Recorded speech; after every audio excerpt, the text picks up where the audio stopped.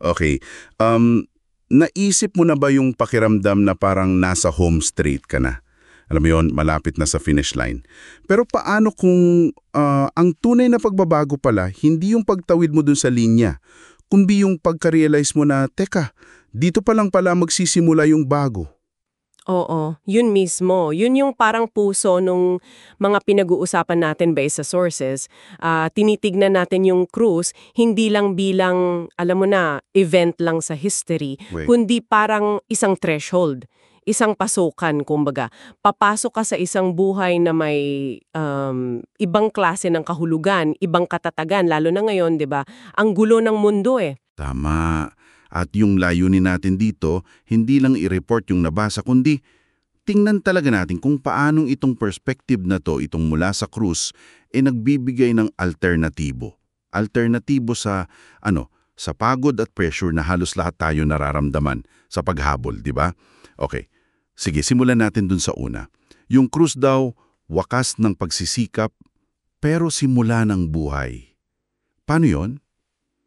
Ayun, magandang simula yan. Kasi nung sinabi ni Jesus na ganap na, hindi lang yon yung tapos na yung hirap niya. Ang sinasabi dun sa mga materials, parang yun na rin yung katapusan ng lumang sistema. Yung, alam mo yon, yung kailangan mong magpakahirap para maging katanggap-tanggap, Ah, pero at the same time, simula rin siya. Yung pagkapunit ng tabing sa templo, hindi lang yun basta dramatic effect, simbolo yun na, oy bukas na yung daan papunta sa Diyos, hindi na kailangan dumaan sa kung anong-anong ritual o tao, diretso na. wow. So, parang sinasabi ng sources para sa iyo na nakikinig, yung finish line na akala mo hinahabol mo para patunayan sarili mo. Tapos na pala, dun pa lang magsisimula yung totoong paghinga, yung totoong buhay. Hindi lang pagdating sa isang point, kundi pagpasok sa isang relasyon. Eksakto, yun yung cruise bilang threshold at hindi lang siya pasukan na, ito rin yung sentro. Dito na papasok yung pangalawang punto natin, na yung cruise, hindi lang siya simbolo, siya yung pinakasentro. Okay, dito medyo lumalalim Kasi nababanggit din dun sa sources mo na parang yung cruise hindi lang siya plan B. Hindi dahil nagkasala yung tao kaya sige cruise na lang. May concept doon ng korderong pinatay mula pa ng itatagang sanlibutan. Medyo ang lalim nun pag nilayan eh. Anong implikasyon yan? Ang dating niyan, based sa mga interpretations na to, yung pag-ibig at sakripisyo sa krus, hindi siya reaction lang. Parang fundamental na siya sa kung sino ang Diyos, sa plano niya, mula't mula pa. Ito yung tinatawag nilang unmovable center, yung hindi natitinag na gitna. Dito nagtatagpo yung perfectong katarungan at yung walang hanggang awa ng Diyos. Gets ko. So hindi siya basta accessory lang o palamuti sa simbahan. Ito yung axis, yung pinaka-core ng Christian faith. Naintindihan to. At kung yun nga yung sentro, natural lang na binabago nito pati yung pagkatao natin, di ba? Dito pumapasok yung sinasabi sa Galatia. Oo, tama. Yung hindi na ako ang nabubuhay, kundi si Kristo na ang nabubuhay sa akin. Napaka-radical nun eh. Kasi hindi lang ito yung parang, sige mag-improve ka lang ng konti. Maging better version ka lang. Hindi eh. Ang sinasabi sa 2 Corinto, bagong nilalang, total transformation. Kaya pala, dito rin pumapasok yung pagtatapos nung parang walang katapusang pressure na patunayan yung sarili. Yung self-justification na tinatawag. Alam mo, parang ang laking ginhawa nun para sa marami sa atin. Laging feeling na kailangan nating kumayod para maging sapat, para ma-approve. Oo nga eh. Kasi dahil sa krus, yung pagtanggap sa'yo, hindi na kailangan kitain. Bigay na. Biyaya nga, sabi sa Epeso. Hindi dahil sa gawa mo. Kaya yung pride mo pag may nagawa kang maganda, o yung sobrang down mo pag nagkamali ka, parehong nawawalan ng kapit, ng bisa, kasi hindi na dun nakabase yung halaga mo. Oo nga. Malaya ka na dun sa performance treadmill na yan. Tama, pwede ka nang huminga. Okay. Mali na yung mga konsepto. Pero siguro ang tanong mo mayon na nakikinig ay, paano ba to sa araw-araw?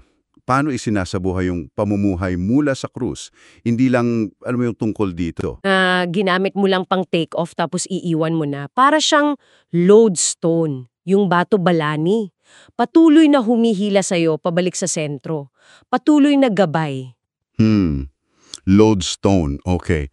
Paano yun sa practical? Bigyan mo kami ng example siguro. Sige, halimbawa sa leadership, sa trabaho o kahit sa pamilya.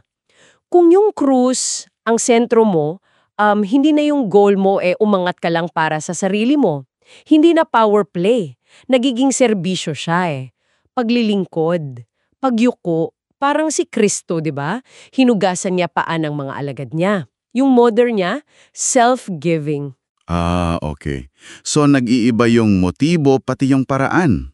Oo, nag-iiba. O kaya sa mga relasyon natin, kung nasaktan ka, yung basehan ng pagpapatawad mo, hindi na kung deserve ba nung isa, kundi dahil ikaw mismo, pinatawad ka na rin ng grabe, di ba?